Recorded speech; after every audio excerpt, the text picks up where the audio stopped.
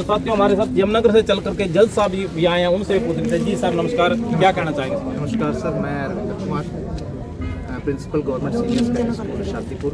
और आज की इस युवा संसद में मेरे साथ मेरे दो मित्र भी आए हैं। अमरजीत जी एज ऑब्जर्वर आए हैं और सोनलाल जी एज ए जज के रूप में आए हैं। हमारा जो मेन यहाँ पर काम है वो है कि पूरे जो डिवीज़न है जिसमें हमें 3 स्कूल मिले हैं, पानीपत, करनाल और एक कैथल।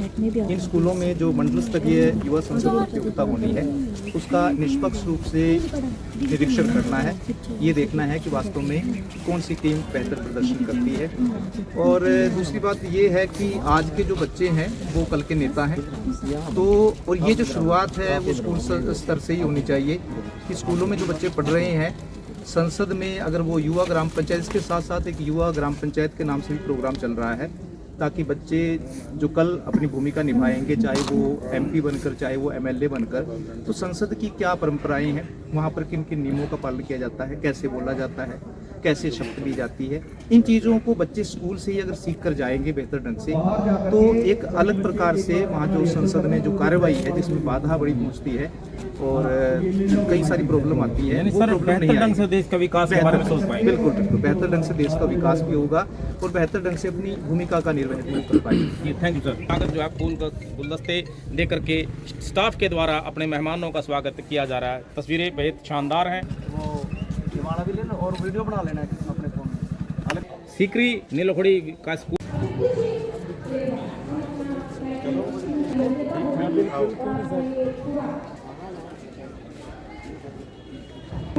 शेष जाड्या पहाड़ शुक्लाम ब्रह्म विराम शाद। धन्यवाद। बहुत बढ़िया सर आपका। श्री रविंद्र जी मेरे बड़े भाई जज के रूप में आज जिन्होंने मेरे स्कूल को बिल्कुल शुद्ध कर दिया, इनके पैर पड़ गए मेरे स्कूल में।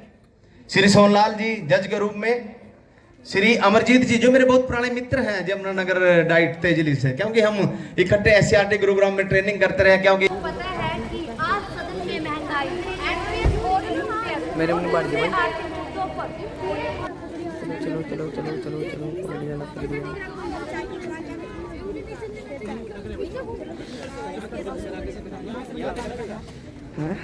इधर अरमान है ये बात नहीं पता चलता कि आपको सब पहले से ही कैसे पता चल जाता है। समान नागरिक संहिता सबकी जरूरत है और जनता की जरूरत पूरी करना हमारा कर्तव्य है। बीबीसी सर आप यहाँ आ जाओ। सर इधर आ जाइए आप प्लीज। यहाँ से सर कुर्सियों बैठ जाओ, जगह मिले बैठ जाओ। आंटी आपका ये सब कुछ। आज की युवा संसद में मैं बनी हूँ उपाध्यक्ष।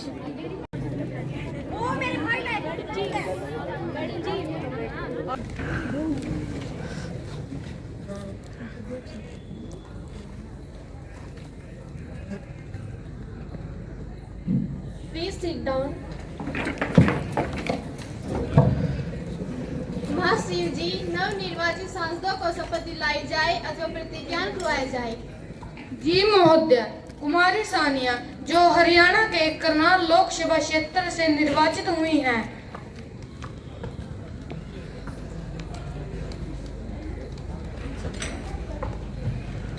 आप शपथ लेंगी या फिर प्रतिज्ञान करेंगी? महोदय आप किस भाषा में शपथ ग्रहण करेंगी? हिंदी भाषा में शपथ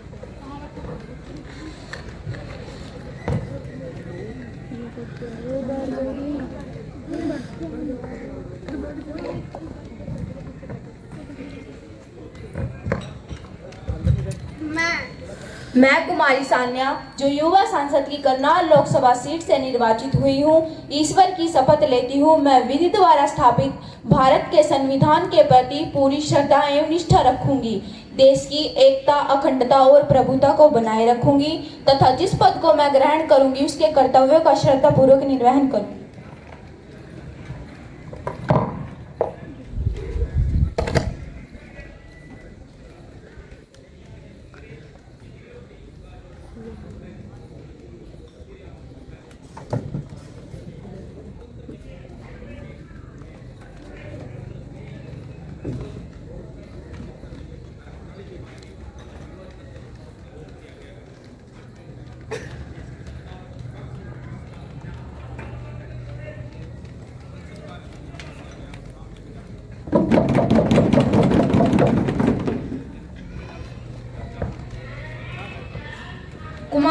प्रीति जो अमेठी लोकसभा क्षेत्र से निर्वाचित हुई हैं।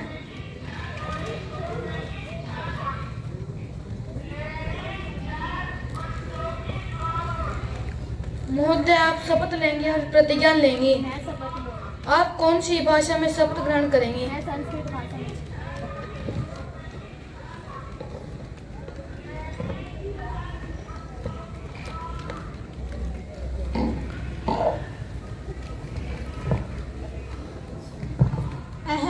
अहं प्रीतिय राज्यसभाया सदस्यत्वे निर्वाचित अस्मि ईश्वरस्य नाम्ना सपे यदहं विधिना स्थापितं भारतस्य संविधानं प्रति सत्यश्रद्धानिष्ठा च धार्यसे तथा भारतस्य प्रभुताम् अखण्डतां च अक्षुण्णां रक्षिष्यामि तथा यत् पदम् उद्यत अस्ति तस्य कर्तव्यानि निर्वक्ष्यामि।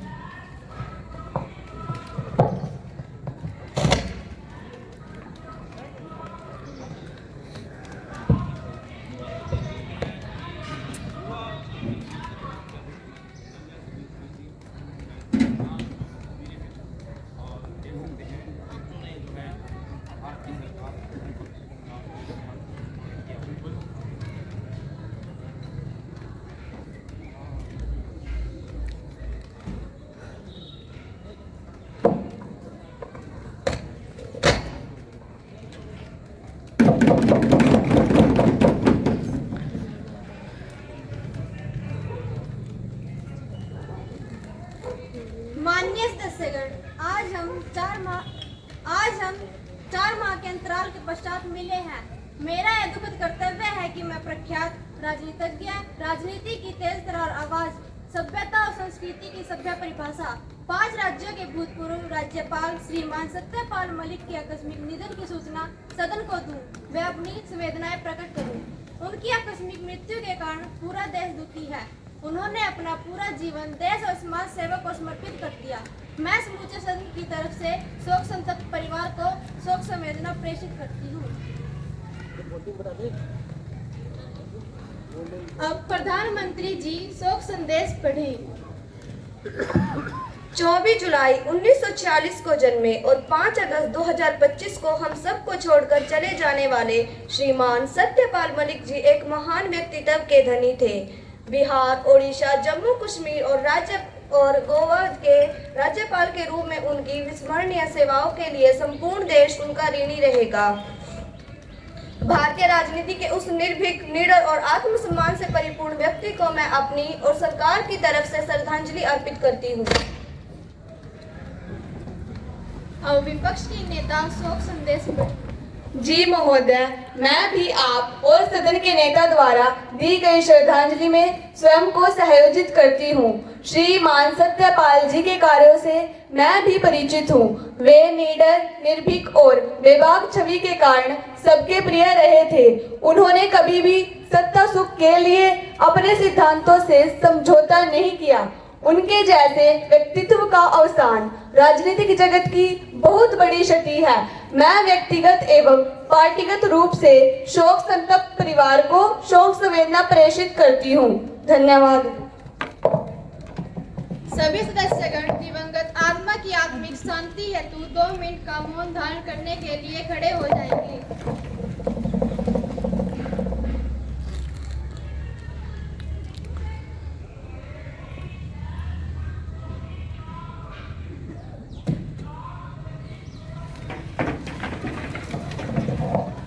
महाशिव जी शोक संतप्त परिवार को संवेदना संदेश भेज दें। जी महोदय, भेज दिया जाएगा।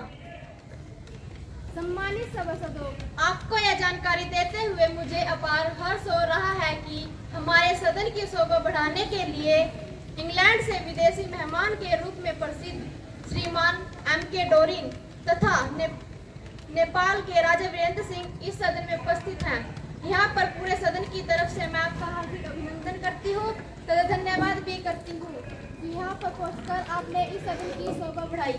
मेरा विश्वास है कि आपके आगमन से हमारे और आपके कूटनीतिक संबंधों में प्रगाढ़ता आएगी। प्रधानमंत्री जी नए मंत्रियों का परिचय करवाएंगे। जी महोदय, कुमारी प्रियंका कोयला मंत्री, कुमारी भावना हमारी कैबिनेट की कृषि मंत्री,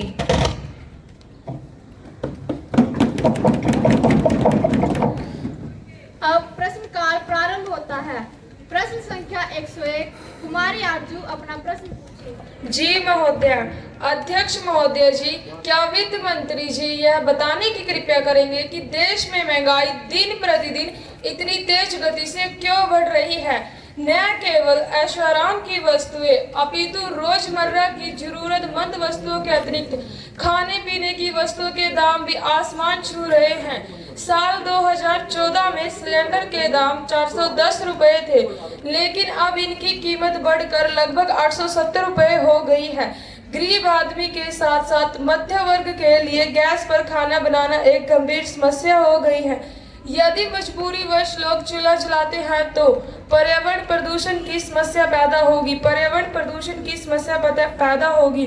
अतः सरकार इस महंगाई से आम आदमी को निजात दिलाने के लिए क्या क्या प्रयास कर रही है? साथ ही सरकार यह भी बताने की कृपा करे कि अमीर गरीब के बीच बढ़ते आर्थिक अंतर को कम करने के लिए सरकार के द्वारा क्या क्या कदम उठाए गए हैं। मान्यवर प्रसिद्ध उद्योगपति की जायदाद एक तरफ तथा 30% गरीबों की जायदाद एक तरफ तथा मूल्य सूचकांक भी कई वर्षों से ऊंचे स्तर पर है, चरम पर है, जो देश को आर्थिक प्रजातंत्र से दूर ले जा रहा है। माननीय महोदय जी।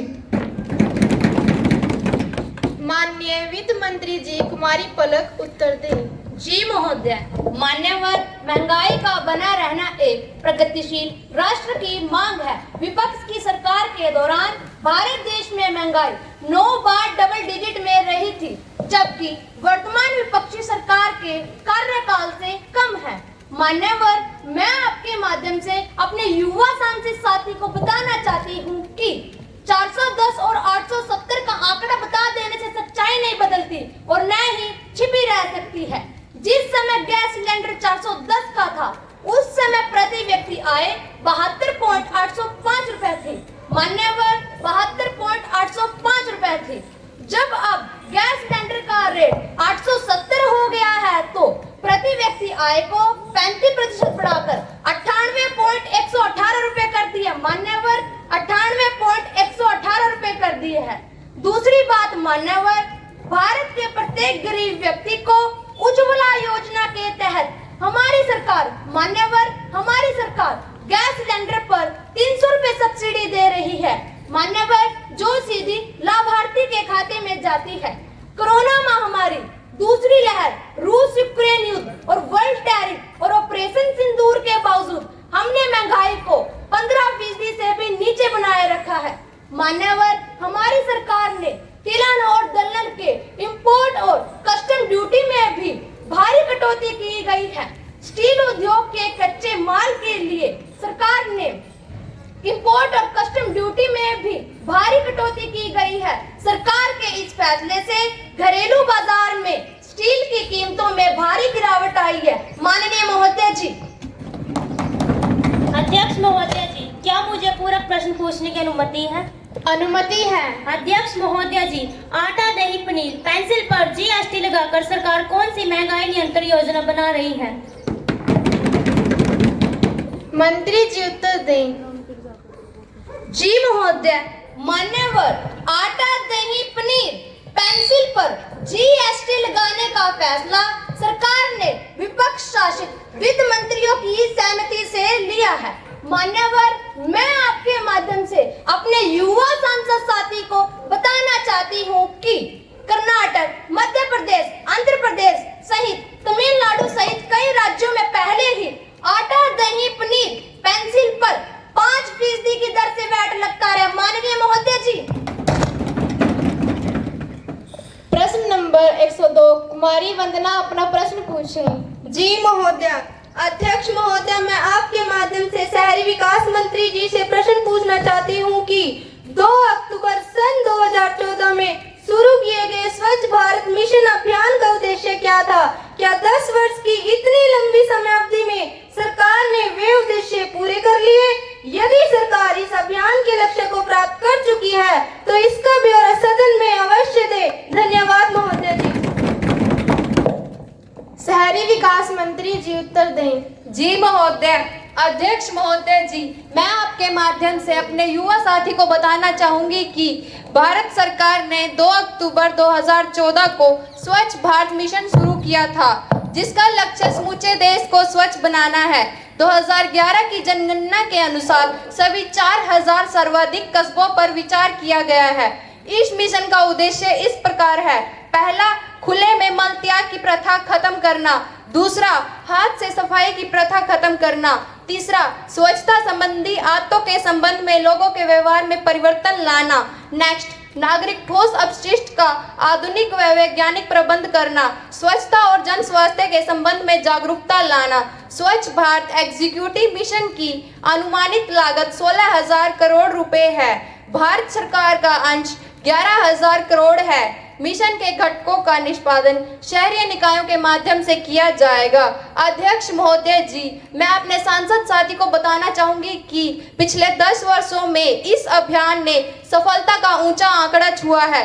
पंचायती राज संस्थाओं, समिति आधारित संगठनों, गैर सरकारी संगठनों और स्वयं सहायता समूह के साथ मिलकर सरकार ने इस अभियान को एक आंदोलन में बदलने का काम किया है। स्वच्छ भारत मिशन के तहत भारत के 5,16,422 गाँव को ODF बनाया जा चुका है। घर, गली, मोहल्ले, गांव, शहर और देश को स्वच्छ रखने की एक अच्छी आदत को इस अभियान ने जन्म दिया है। धन्यवाद महोदय। प्रश्न नंबर 103, कुमारी रजनी अपना प्रश्न पूछें। जी महोदय।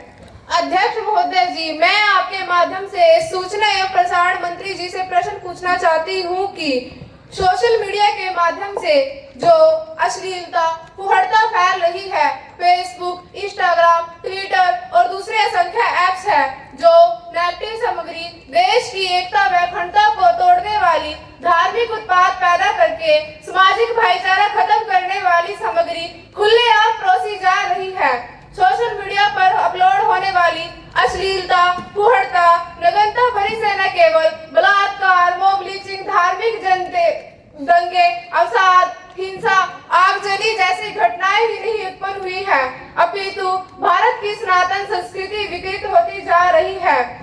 सोशल मीडिया पर बेलगाम होती नेगेटिव सामग्री को रोकने के लिए सरकार ने कौन-कौन से ठोस कदम उठाए हैं? सदन ही नहीं अपितु पूरा देश है जानना चाहता है। अध्यक्ष महोदय जी।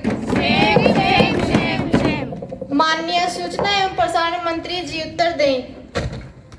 जी महोदय। मैं आपके माध्यम से केवल सदन को ही नहीं अपितु पूरे देश को बताना चाहती हूँ कि सोशल मीडिया पर हमारी पैनी नजर है। हमारी सरकार इस विषय को लेकर पूरी तरह गंभीर है।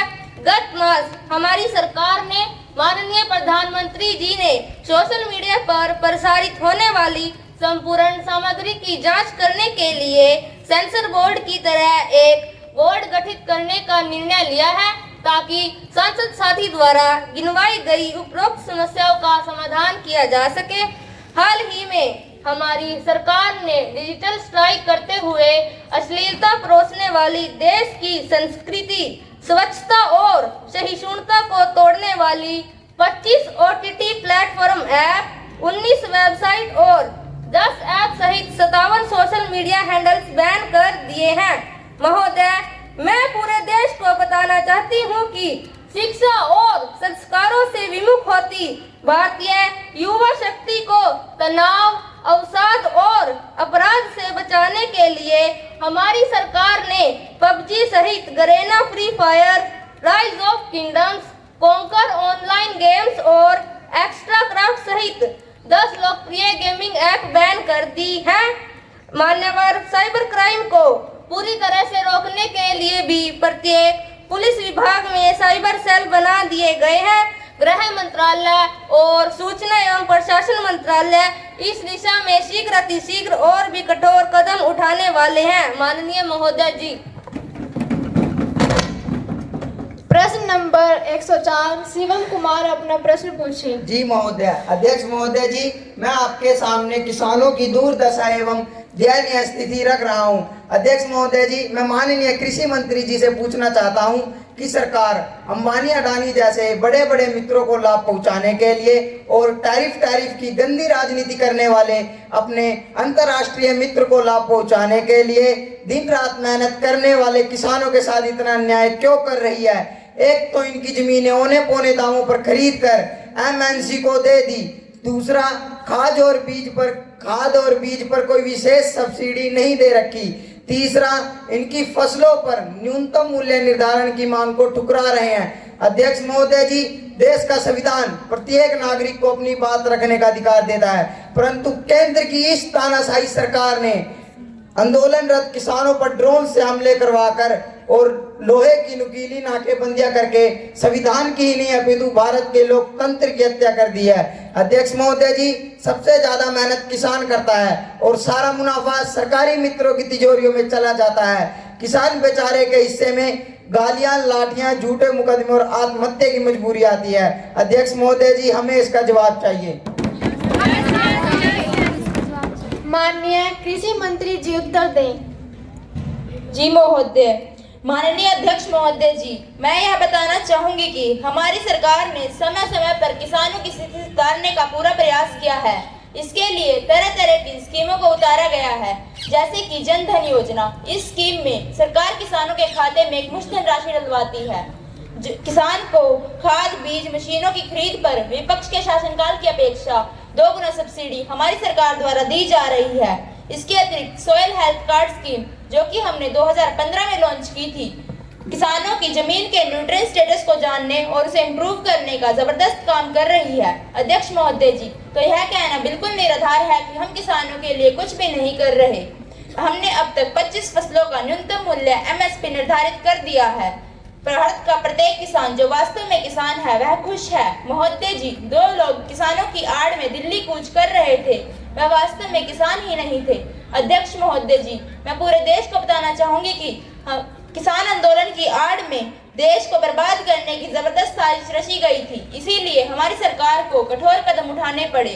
हमारी सरकार अंधी, बहरी और गूंगी नहीं है। देश की एकता और अखंडता से ऊपर हमारे लिए कुछ भी नहीं है। अगर कोई व्यक्ति समूह भारत माता की अहिंसा को लूटने और तिरंगे का अपमान करने का दुस्साहस करेगा तो हम बर्दाश्त नहीं कर सकते। अध्यक्ष महोदय जी, ये 1947 का नहीं अपितु 2026 का भारत है। प्रधानमंत्री जी ने टैरिफ वार करने वालों को मुंह तोड़ जवाब दे दिया है। प्रधानमंत्री जी ने मिस्टर ट्रंप को स्पष्ट बोल दिया है कि वे चाहे कितना भी टैरिफ कर ले, मैं अपने देश के किसानों और व्यापारियों के साथ अन्याय नहीं होने दूंगा। अध्यक्ष महोदय जी, वर्तमान समय भूमंडलीकरण का है। इस ग्लोबलाइजेशन के दौर में MNC का निवेश भारत की अर्थव्यवस्था को और मजबूती देगा। हमने जब किसानों की जमीनें ली थी तो उन्हें और मोटा मुआवजा दिया था। जिन लोगों ने सत्ता में रहते हुए 2014 में एक दामाद विशेष को लाभ देने के लिए किसानों की जमीनों को औने पौने दामों में खरीदा था, वे आज किसानों के हित की बात कर रहे हैं। सचमुच यह बहुत शर्म की बात है। हमारी सरकार पर किसान विरोधी होने के आरोप लगाने वाले एक बार अपने गिरेबान में झांक ले तो संसद का काफी समय बर्बाद होने से बच सकता है। अब प्रश्नकाल समाप्त होता है। अब शून्यकाल प्रारंभ होता है।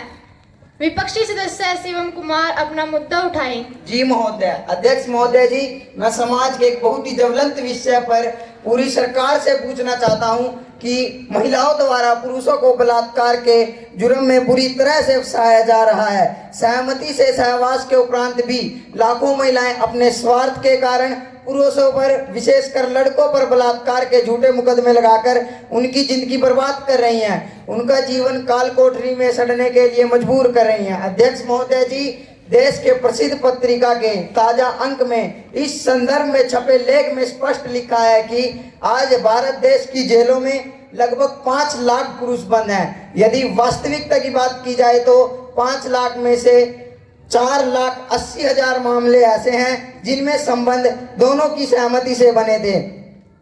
बलात्कार निषेध कानूनों के लचीलेपन और एक तरह से एक तरफा होने के कारण लाखों भाइयों व पुरुषों का जीवन नरक से बदतर हो गया है। अध्यक्ष महोदय जी, मान्यवर, मैं सरकार से पूछना चाहता हूं कि जब संबंध दोनों की सहमति से बनते हैं तो पुरुष ही दोषी क्यों? क्या महिला बलात्कारी नहीं हो सकती? क्या पुरुष विक्टिम नहीं हो सकता? अध्यक्ष महोदय जी, मान्यवर पुलिस प्रशासन, यहाँ तक कि जस्टिस को भी अक्सर यह कहते हुए सुना जाता है कि सब कुछ, अधिकतर मामलों में सब कुछ दोनों की सहमति से होता है, फिर भी तलवार हमेशा पुरुष की गर्दन पर ही क्यों लटकती है? महोदय, हम महिला विरोधी नहीं हैं, हम भी महिला के सम्मान, सुरक्षा और संरक्षण के पक्षधर हैं, लेकिन इस देश की 52% पुरुष आबादी के साथ हम इस तरह का अन्याय कभी बर्दाश्त नहीं करेंगे। माननीय कानून मंत्री जी उत्तर दें। जी महोदय।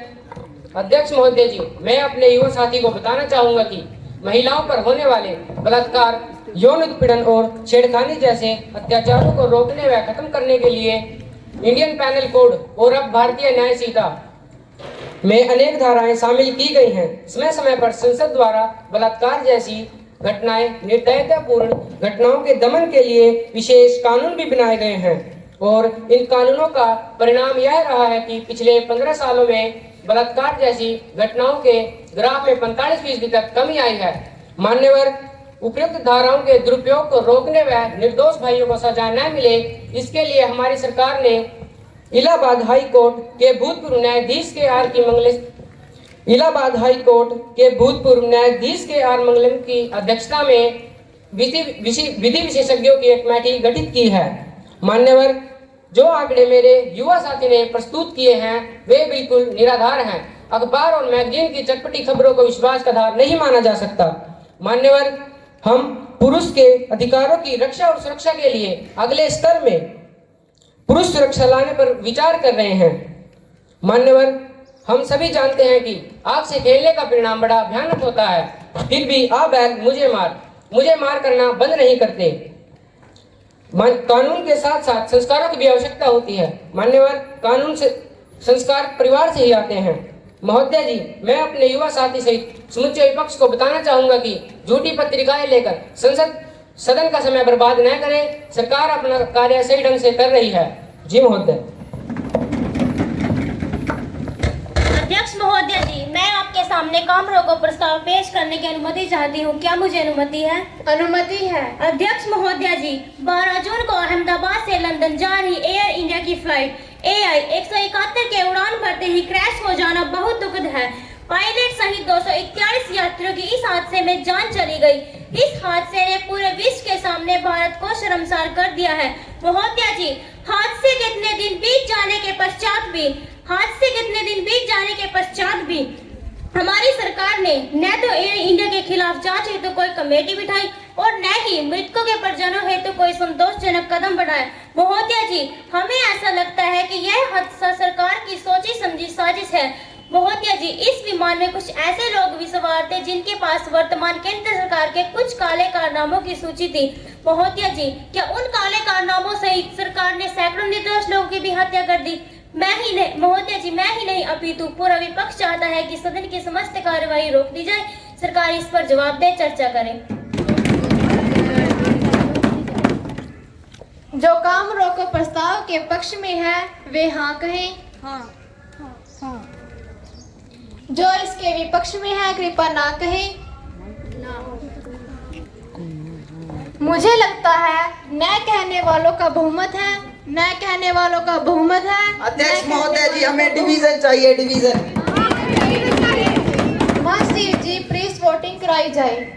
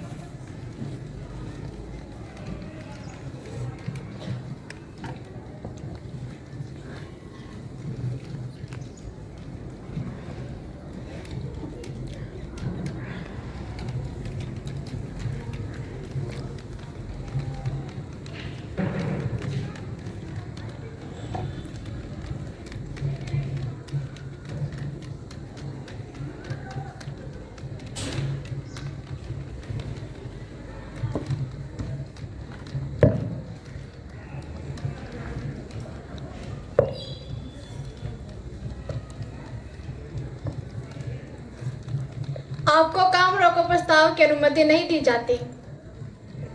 अध्यक्ष महोदय जी, यह तो लोकतंत्र की हत्या है। संख्या बल के दम पर यह लोग अपनी मनमानी नहीं कर सकते। यदि आपने मुझे काम रोको प्रस्ताव की अनुमति नहीं दी तो मैं आत्महत्या कर लूंगी। मैं आत्महत्या कर लूंगी। अध्यक्ष महोदय जी, मुझे काम रोको प्रस्ताव की अनुमति चाहिए। अध्यक्ष महोदय जी, आप ऐसा नहीं कर सकते। अध्यक्ष महोदय जी, मुझे काम रोको प्रस्ताव की अनुमति चाहिए। अध्यक्ष महोदय जी, मैं आत्महत्या कर लूंगी। अध्यक्ष महोदय जी, मुझे काम रोको प्रस्ताव की अनुमति चाहिए। अध्यक्ष महोदय जी, मुझे काम रोको प्रस्ताव की अनुमति चाहिए। अब कुमारी आरजू विशेष अधिकार हनन मामला सदन में पेश करेंगी। जी महोदया, लोक लेखा समिति की सिफारिशों पर टिप्पणी करते समय देश के एक प्रसिद्ध समाचार पत्र ने मेरे विशेष अधिकार को भंग किया है। समाचार पत्र ने मुझ पर बेईमानी और भ्रष्टाचारी के आरोप लगाए हैं। समाचार पत्र ने मुझ पर बेईमानी और भ्रष्टाचारी के आरोप लगाए हैं। मैं आपसे निवेदन करती हूं कि मुझे मेरे विशेष अधिकार हनन मामले को उठाने की अनुमति दी जाए। माननीय महोदय जी, क्या आपने इस संदर्भ में पहले नोटिस दिया है? महोदय, अभी तक तो दिया नहीं। आप समाचार पत्र की कटिंग के साथ उपयुक्त नोटिस दे सकते हैं। आप अचानक इस प्रकार प्रश्न नहीं उठा सकती। जी महोदय, मैं कल नोटिस दे दूंगी।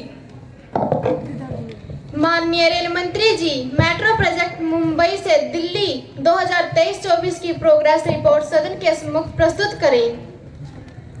अध्यक्ष महोदय जी, मैं रिपोर्ट को आपके सम्मुख प्रस्तुत करने की अनुमति चाहती हूँ। क्या मुझे अनुमति है? अनुमति है।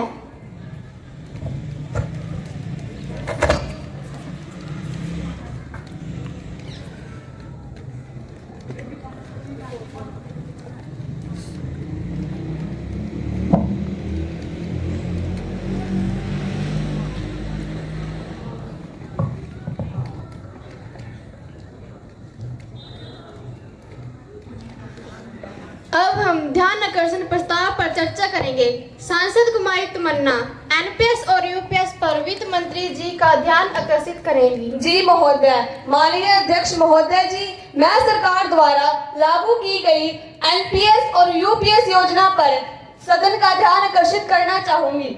माननीय अध्यक्ष महोदय जी, नौकरशाही अर्थात कर्मचारी और अधिकारी किसी भी शासन और सरकार की रीढ़ की हड्डी माने जाते हैं, परंतु भारत के सभी 28 राज्यों और 8 केंद्र शासित प्रदेशों की बात करें तो लगभग 50 लाख कर्मचारी सरकारी विभाग में कार्यरत हैं। मान्यवर, जैसे ही पेंशन शब्द का जिक्र आता है, जैसे ही पेंशन शब्द का जिक्र आता है तो सभी के मन में एक व्यक्तिगत व सामाजिक सुरक्षा प्रदान करने के लिए सरकार द्वारा प्रदत्त एक निश्चित धनराशि का विचार मन में आता है और एक आत्मसंतुष्टि की भावना जागृत होती है और यह पेंशन सरकार की अनुकंपा न होकर उनका एक दायित्व है।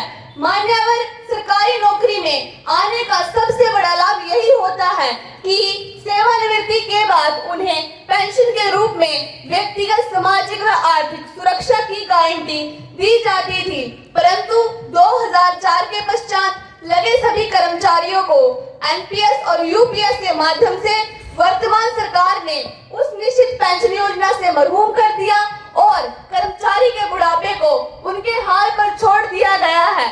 महोदय, जो कर्मचारी अपना जोश, अपनी जवानी और अपने जीवन के महत्वपूर्ण साल सरकार की विभिन्न क्रियान्वयन के माध्यम से राष्ट्र को समर्पित कर देते हैं, महोदय, इनकी सरकार ने उनके बुढ़ापे की लाठी छीनने का काम किया है। महोदय, इनकी सरकार ने उनके बुढ़ापे की लाठी छीनने का काम किया है।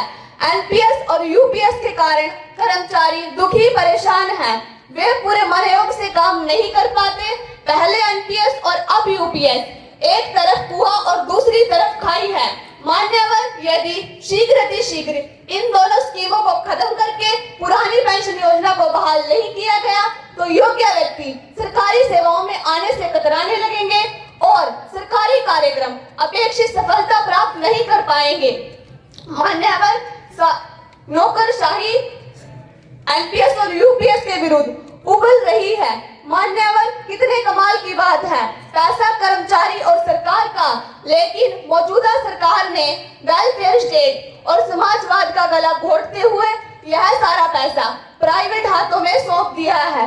मान्यवर, कितने कमाल की बात है, भारत के लगभग सभी राज्यों में ओपीएस अर्थात पुरानी पेंशन बहाली को लेकर एनपीएस और यूपीएस को गो बैक करने के लिए जबरदस्त आंदोलन हो रहे हैं।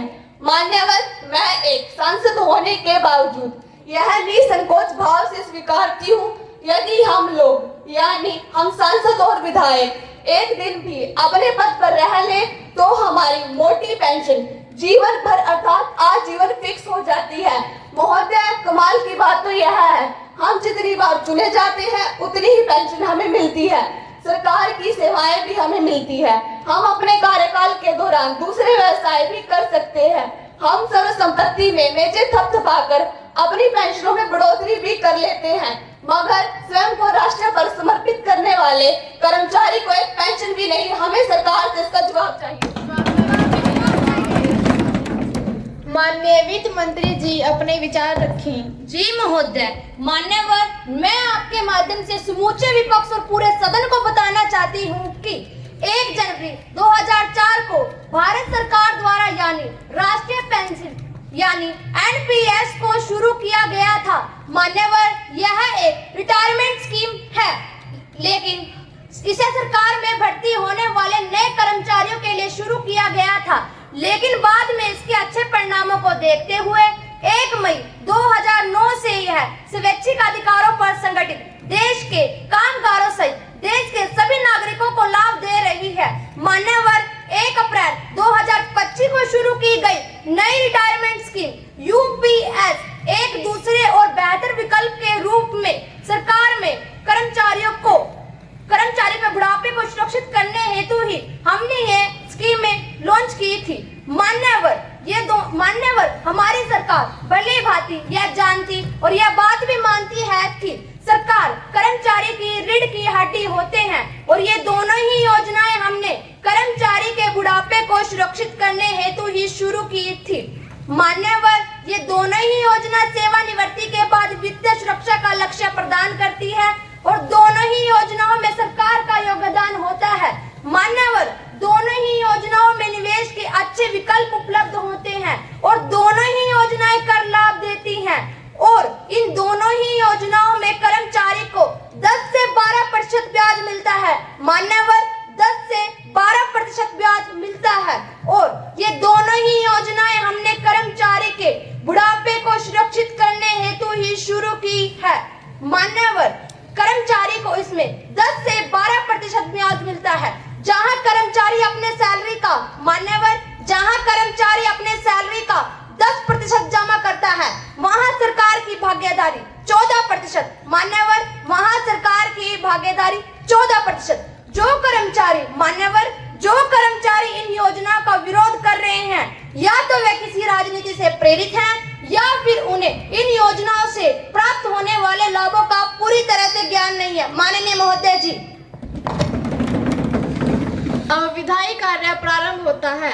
माननीय मंत्री जी विधेयक की प्रस्तावना करेंगे। जी महोदय, अध्यक्ष महोदय जी, भारत एक विशाल देश है। यहाँ विभिन्न धर्म, जाति, भाषा और सांस्कृतिक भौगोलिक विभिन्नता, रीति रिवाजों की और विभिन्नताओं की झांकी देखने को मिलती है। मैं पूरे गर्व से कहना चाहता हूँ कि 6 ऋतुओं के इस विभिन्नताओं से भरे देश की बराबरी विश्व का कोई देश नहीं कर सकता। कहते हैं कि इस धरा पर तो देवता भी जन्म लेने के लिए तरसते हैं। प्रत्येक भारतीय को भारतीय होने पर गर्व है। संकटा काल में कन्याकुमारी से ब्रह्मपुत्र से सतलुज तक हम सब एक हो जाते हैं। समुच्चय भिन्नताओं के उपरांत भी हमारी एकता संपूर्ण विश्व के लिए एक मिसाल है। मान्यवर, फिर भी कुछ चीजें ऐसी हैं जिनके कारण समान नागरिक संहिता अधिनियम बनाना अति आवश्यक है। सब प्रत्येक वर्ग के लिए, सभी धर्मों के लिए जायदाद बंटवारे, शादी तलाक, महिला पुरुष सभी की कानूनी व्यवस्था व लागू करने के लिए हमारी सरकार ने यह विधेयक प्रस्तुत किया है। मैं भारत की एकता और सामाजिक समर्थता की एक मजबूती के लिए इस विधेयक से सभी का परिचय कराते हुए पुनः स्थापित करता हूँ। अब प्रथम वाचन समाप्त होता है। दूसरे वाचन की कार्यवाही 5 फरवरी 2026 को होगी। सदन की कार्यवाही यहीं पर स्थगित की जाती है।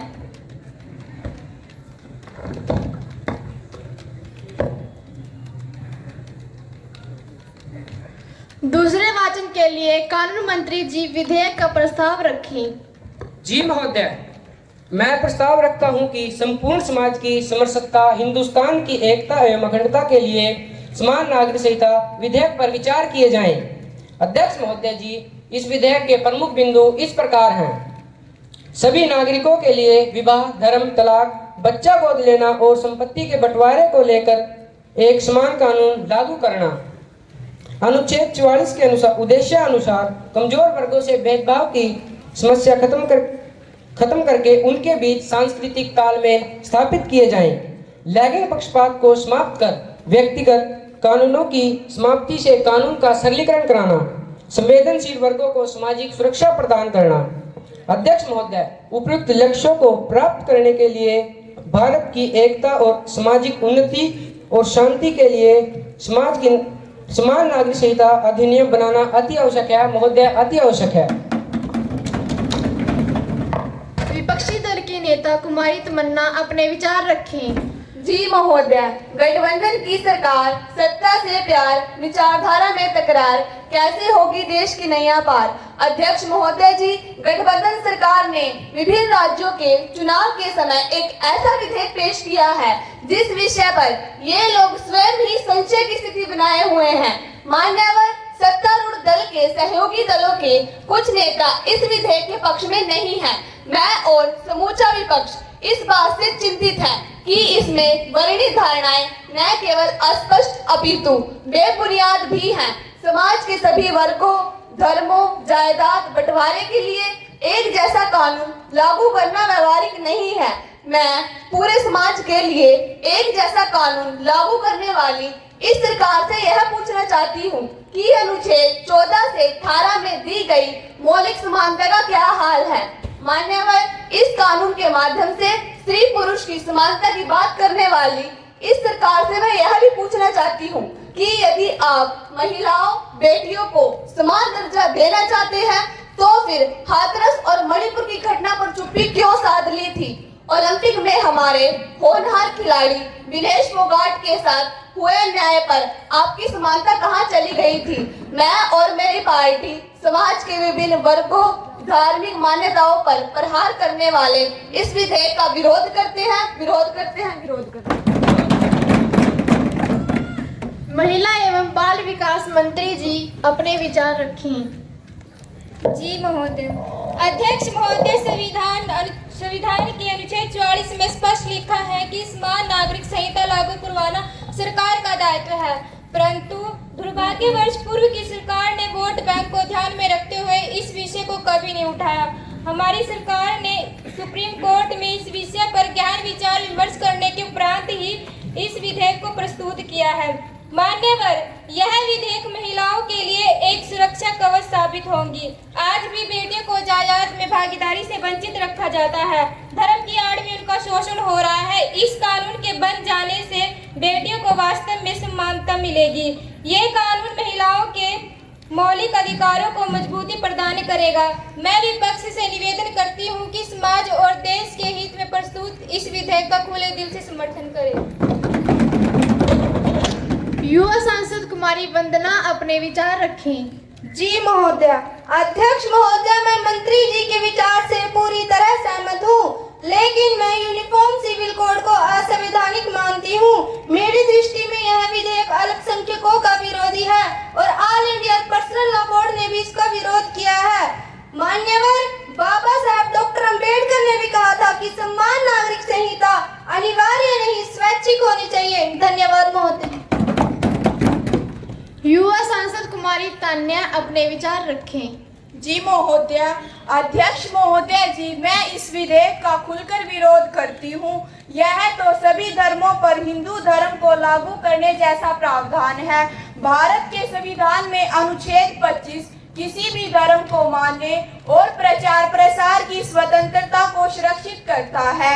यह अनुच्छेद 14 में निहित समानता के विरुद्ध भी है। सेक्युलर देश में पर्सनल लॉ में दखल अंदाजी नहीं होनी चाहिए। समान नागरिक संहिता बने तो स्वतंत्रता का भी ध्यान रखना चाहिए। विपक्षी सदस्य कुमारी प्राची अपने विचार रखें। जी जी महोदय, अध्यक्ष महोदय जी, मैं इस विधेयक के समर्थन में अपने विचार रखना चाहती हूँ। अमेरिका, पाकिस्तान, बांग्लादेश, तुर्की, इंडोनेशिया जैसे कई देश हैं जिन्होंने समान नागरिक संहिता लागू किया है। हालांकि इन देशों में भी तमाम नागरिक संगठन सहमत नहीं थे। भारत में सबसे बड़ी चुनौती विभिन्न समुदायों के व्यक्तिगत कानून, जातीय एवं धार्मिक मान्यताएं हैं, जो क्षेत्रीय संस्कृति और धार्मिक परंपराओं को कानूनी रूप देती हैं।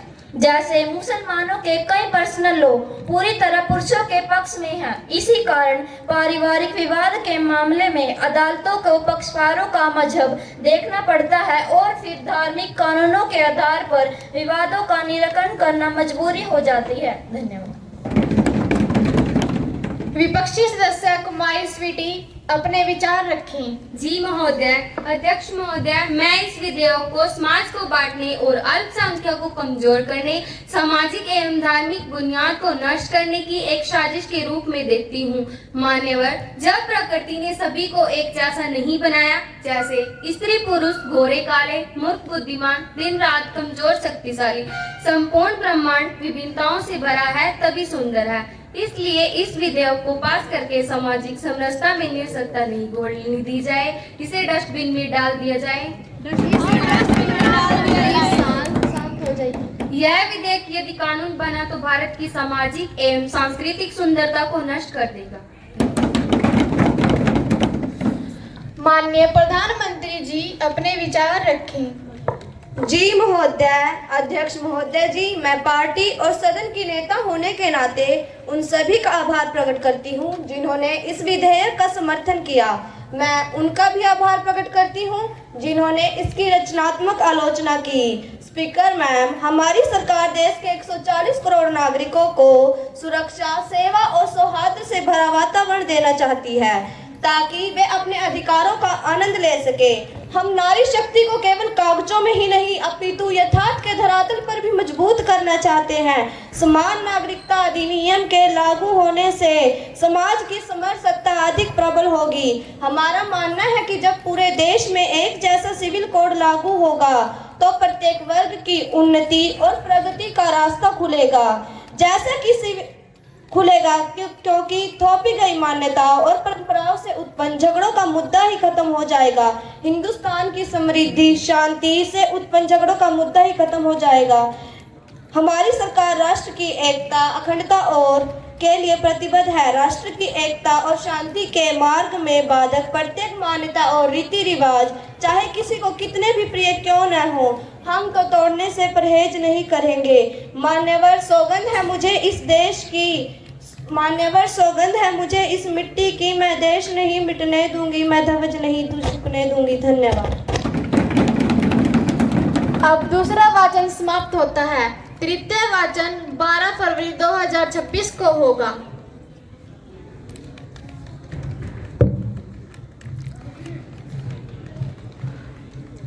अब तृतीय वाचन प्रारंभ होता है। अब समान नागरिक संहिता विधेयक पर मतदान करवाया जाएगा। जो युवा सांसद इस विधेयक के पक्ष में हैं, कृपया हाँ कहें।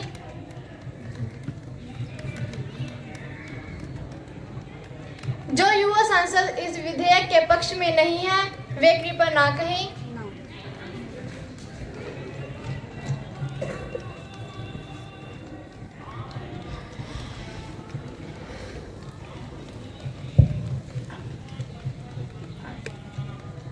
मैं समझती हूँ कि हाँ कहने वालों का बहुमत है, हाँ कहने वालों का बहुमत है, हाँ कहने वालों का बहुमत है। अतः यह विधेयक 10 के मुकाबले 35 मतों से पारित किया जाता है।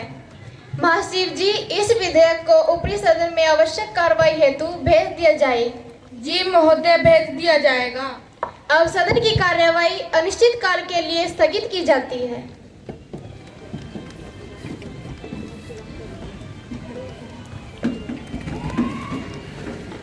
राष्ट्रीय गान शुरू करेंगे। जन मन अधिनायक जय हे, भारत भाग्य विधाता, पंजाब सिंध। अभी कार्यक्रम को अगली कड़ी तक ले जाते हुए बुलाना चाहूंगी श्री रविंद्र कुमार जी। आप जजमेंट टीम में हैं और G++ शादीपुर में आप प्रिंसिपल के पद पर कार्यरत हैं। आपसे मेरा निवेदन है, कृपया आप भी डाइस पर आएं और हमारे बच्चों का मार्गदर्शन करें।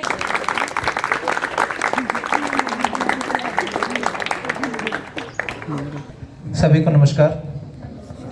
अभी ब्रजेश जी यहाँ पर आए थे और उन्होंने जितने भी यहाँ गणमान्य व्यक्ति आए हैं उन सबका परिचय करा दिया है एक बार। तो मुझे नहीं लगता कि मैं आप सबको एक बार दोबारा फिर उनको आपके सामने रूबरू कराऊं, इतना बहुत था।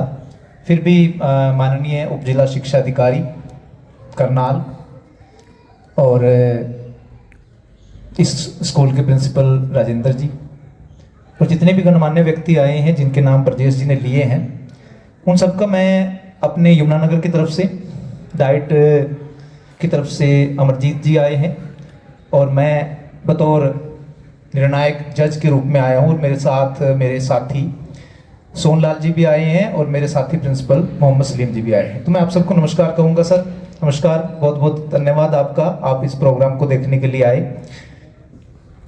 बात आती है इस प्रोग्राम को देखने की और जज करने की। तो पहला तो ये है कि SCRT ने हमें हमारा अपना मंडल नहीं दिया। साफ हिदायत थी कि दूसरे मंडल में जाकर आपने निर्णायक की भूमिका निभानी, क्योंकि ये ना हो पार्शलिटी हो, पक्षपात लगे कि आपने अपने ही जिले की टीम को प्रथम निकाल दिया है। तो हमें इसलिए जो है करनाल मंडल दिया गया है, ताकि जो हमारा निर्णय आए उसमें निष्पक्षता की साफ झलक आपको दिखाई दे सके। इसलिए हमें 3 डिस्ट्रिक्ट करने हैं।